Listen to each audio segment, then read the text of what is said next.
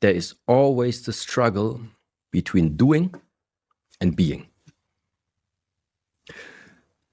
Doing, I would ask, why are you doing? So why? Why do you want to go into action?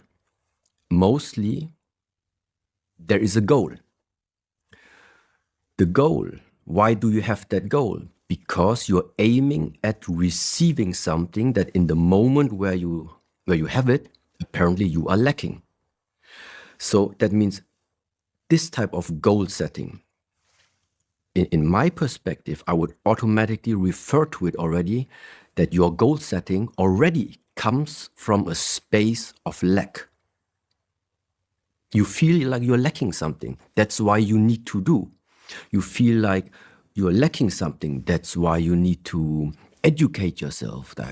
Okay? So this is the one direction. Now coming back, maybe sounds again too philosophical. Connected with the source.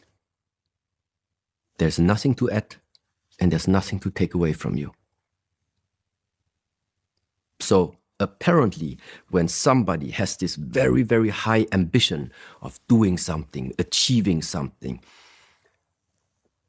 then most likely the chances are there this is not coming from a connection to the source. It is coming from the idea of wanting to nourish or create an identity. An identity that represents something that you think you want to represent. Yeah. So this is the one area, the doing versus the being. And then the second thing is that ultimately goes hand in hand with this way of living your life is that that one thing is being forgotten along the line. The truth of that whoever and whatever you are creating and are intending to create and are intending to gather now and starting to attain things. Your attainment maximum is going to last 100 years. That is the other truth. So, and I do believe people understand exactly what I said. But there comes the fight now again. The fight between this very strong identity that wants to just maintain itself and the other side of just forget about your identity. Be as you are, that's it. No matter what you're going to attain, you have it for 100 years afterward, it's gone. So just be. Don't stress yourself too much with what you don't have. Well, unfortunately,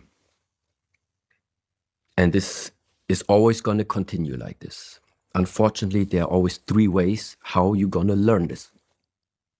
Sometimes people just need to have the experience to realize, okay, I did it, I got it, now I realize I don't need it. But in the first place, you need to have it.